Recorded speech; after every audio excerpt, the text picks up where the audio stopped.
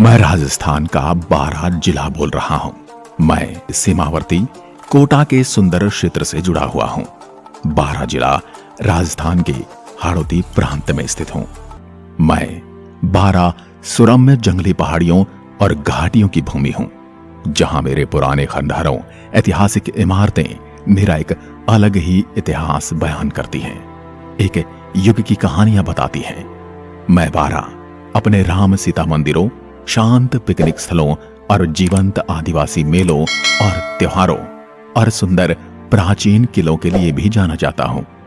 मेरे जिले में आपको कई ऐसे मंदिर और किले देखने को मिलेंगे जिन्हें विदेशी आक्रांताओं ने मुझ पर अपना आधिपत्य जमाने के लिए खंडित कर दिया था।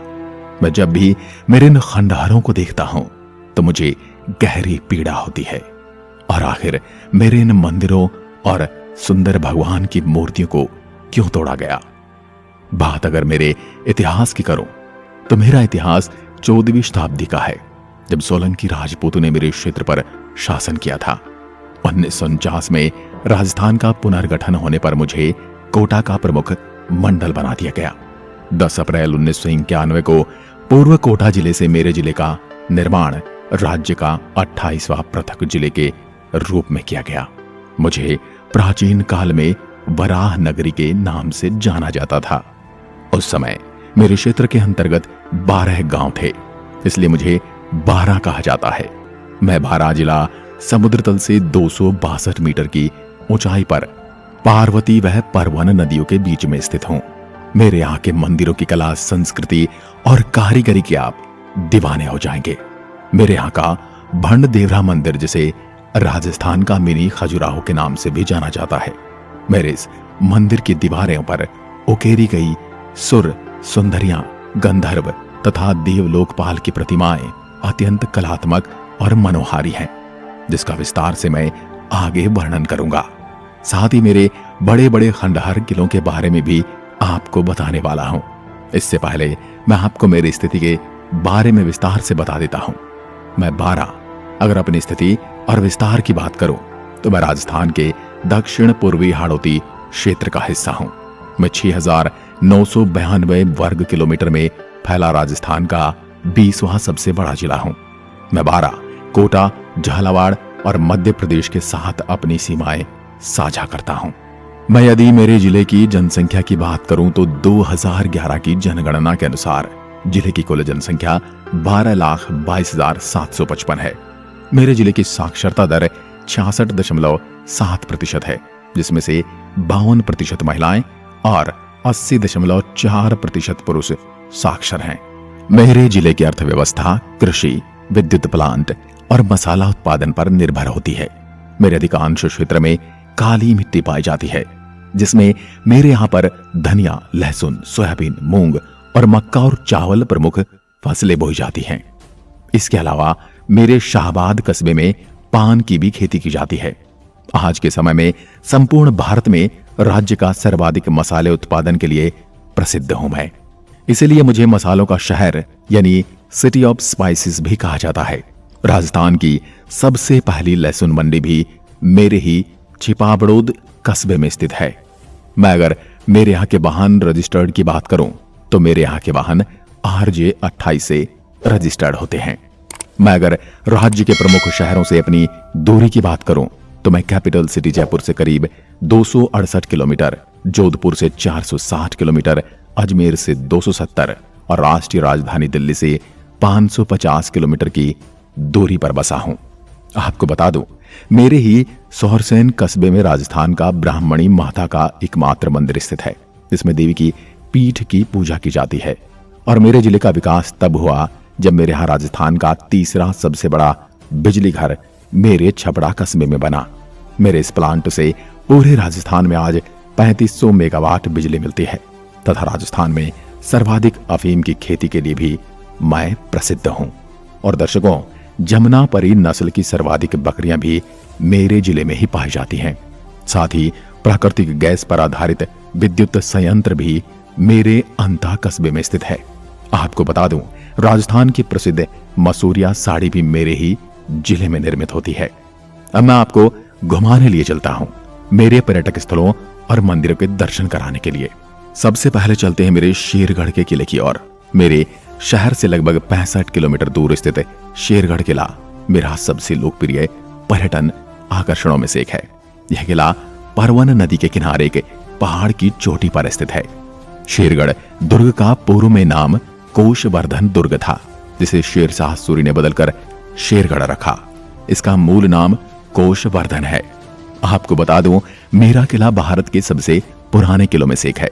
किले में मौजूद शिलालेख बताते हैं कि किले पर 790 ईस्वी में सामंत देवदत्त का शासन था।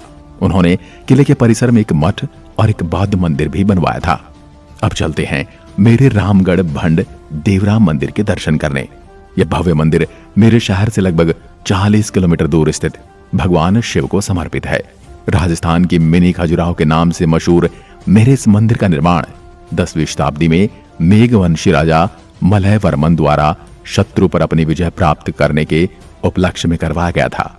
आपको बता दूं, वास्तुकला की खजुराहो शैली में निर्मित इसे राजस्थान के मिनी खजुराहो के रूप में भी जाना जाता है। एक छोटे से तालाब के किनारे स्थित यह मंदिर अपने प्रसाद की पेशकश के मामले में बहुत ही अनोखा है। यहाँ के देवताओं में से एक को मिठाई और सूखे मेवे से पूजा जाता है, जबकि दूसरे को मांस और शराब चढ़ाया जाता है। वर्तमान में मंदिर पुरातत्व विभाग के स्वामित्व में है। अब मैं आपको लिए चलता हूँ मेरे एक और किले शाहबाज का किला घुमाने। मेरे बारां शहर से लगभग 80 किलोमीटर की दूरी पर स्थित शाहबाद किला मेरे हाड़ौती क्षेत्र का सबसे मजबूत किला माना जाता है।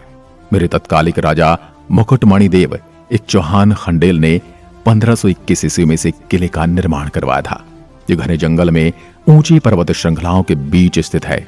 यहाँ की कुंदकोह घाटी अपने दो तरफ से किले को घेरती है और किले को अन्य दो पक्ष ऊंची चट्टानी पहाड़ी और तालाबों से घिरे हैं। ऐसा माना जाता है कि इस किले में 18 तोपें थीं, जिनमें से एक 19 फीट ऊंची थी।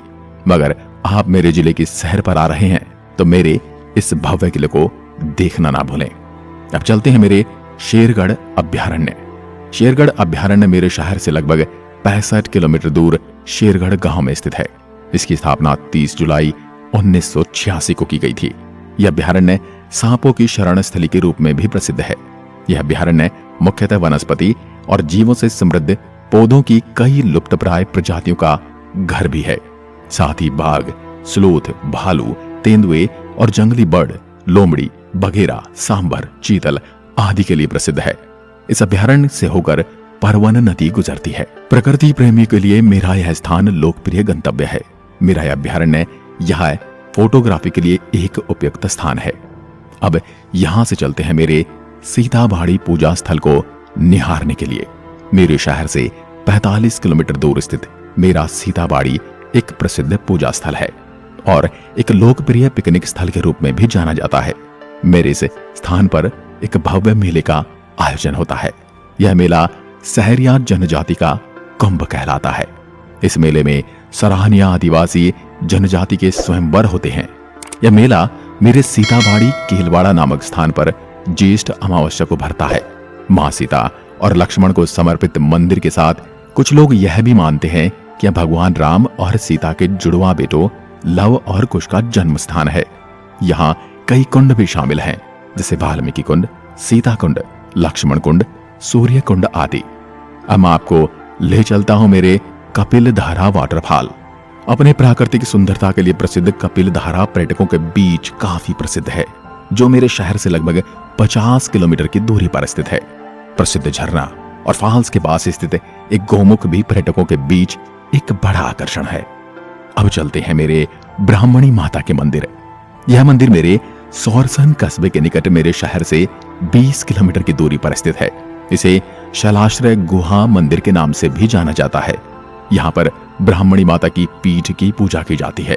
भक्तगण देवी की पीठ के दर्शन करते हैं और माता के पीठ का ही श्रृंगार किया जाता है। यहाँ पर झालावाड़ के संस्थापक झाला जालिम सिंह ने सीढ़ियां बनवाई थी। यहाँ पर माघ शुक्ल सप्तमी को गधों का मेला लगता है। ब्राह्मणी माता कुम्हारों की कुल देवी है। अब आपको ले जाता हूं मेरे सोरसन वन्यजीव अभ्यारण्य।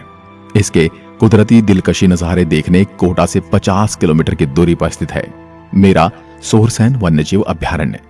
सॉर्सन ग्रासलैंड के रूप में भी लोकप्रिय है। यह 41 वर्ग किलोमीटर का पक्षी अभयारण्य है जो वनस्पति, कई जल निकायों और पक्षियों और जानवरों की विशाल विविधताओं का घर है। यहाँ आने वाले पर्यटक ओरियोल, बटेर, पाटरीग, रॉबिन, बुनकर, ग्रीले गीज, सामान्य पोचर्ड, टीले और पिंटेल की एक झलक पाने की उम्मीद कर सकते हैं। मेरे अटरू कस्बे में 10वीं शताब्दी के आसपास निर्मित गड़गच देवालय स्थित है। अटरू का प्राचीन नाम अटलपुरी था। यहाँ स्थित फूल देवरा मंदिर को मामा भांजा का मंदिर भी कहा जाता है। अब मैं आपको ले चलता हूँ मेरे काकोनी मंदिर परिसर की ओर, जो मेरे मुख्य शहर से 85 किलोमीटर की दूरी पर है। मेरे परवन नदी के तट पर स्थित मेरा स्थान मंदिरों के लिए सबसे अच्छी तरह से जाना जाता है।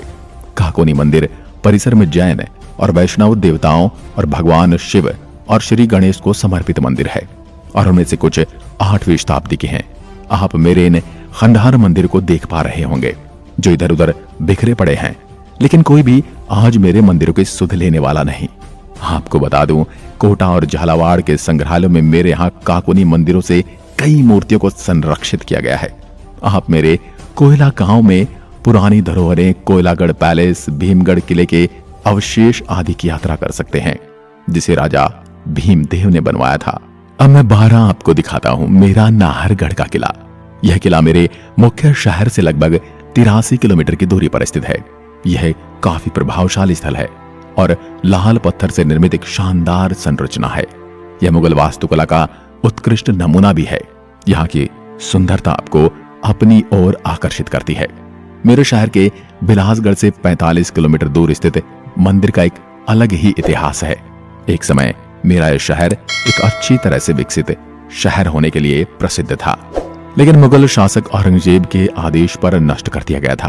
पुरानी किंवदंतियों के अनुसार औरंगजेब खाकी साम्राज्य की राजकुमारी की ओर आकर्षित था और अपने सैनिकों को उसे अपने पास लाने का आदेश दिया।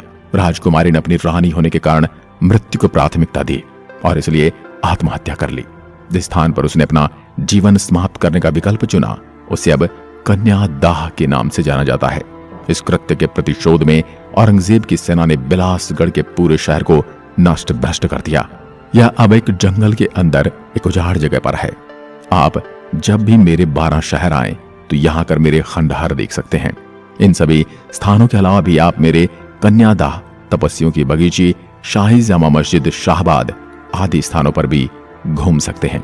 मैं अगर मेरे यहाँ प्रवाहित होने वाली प्रमुख नदियों की ओर आपको लेकर चलूं, उनकी बात करूं, तो मेरे यहाँ की प्रमुख नदियां पार्वती नदी और परवन नदी हैं। यह नदी मुख्य प्रदेश के सीहोर में विंध्य पर्वत श्रेणी से निकलकर राजस्थान में मेरे क्षेत्र के करियाहट नामक स्थान से प्रवेश करती है। यह नदी मेरे क्षेत्र में बहती हुई कोटा जिले से प्रवेश करती है तथा पालिया नामक स्थान पर कोटा में चंबल नदी से मिल जाती है।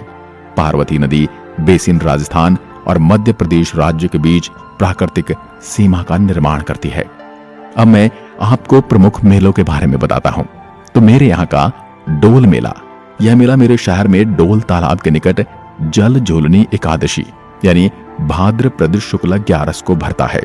यह दिन देव विमानों सहित शोभा यात्रा निकाली जाती है। इनके अलावा मेरी बिजासन माता का मेला, फूलडोल शोभा यात्रा उत्सव, रामेश्वर महादेव मेला जैसे रंगारंग मेलों का आयोजन होता है।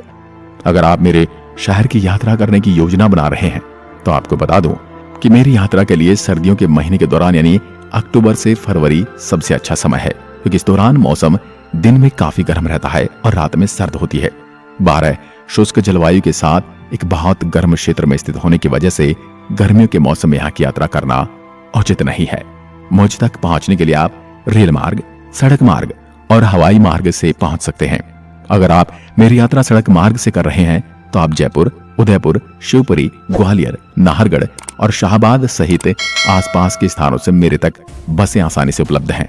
अगर आप मेरी यात्रा ट्रेन की मदद से करना चाहते हैं तो बता दूं कि मेरा 12 रेलवे स्टेशन देश के प्रमुख हिस्सों से नियमित ट्रेनों द्वारा जुड़ा हुआ है। इस रेलवे स्टेशन से भोपाल, जयपुर, जोधपुर और कोटा के लिए ट्रेनें नियमित रूप से उपलब्ध हैं। अगर आप फ्लाइट से मेरी यात्रा करना चाहते हैं तो मेरा निकटतम हवाई अड्डा जयपुर में स्थित है, जो मुझसे करीब 250 किलोमीटर दूर है। यह हवाई अड्डा मुंबई और नई दिल्ली सहित प्रमुख भारतीय शहरों से अच्छी तरह से जुड़ा हुआ है। उम्मीद करता हूं आप सभी को मेरा यानी बारां का इतिहास काफी पसंद आया होगा। मैं बारां आपके स्वागत के लिए आतुर रहूंगा। मेरे शहर आने के लिए आपको आमंत्रित करता हूं। आज के लिए बस इतना ही। धन्यवाद। जय हिंद, जय भारत।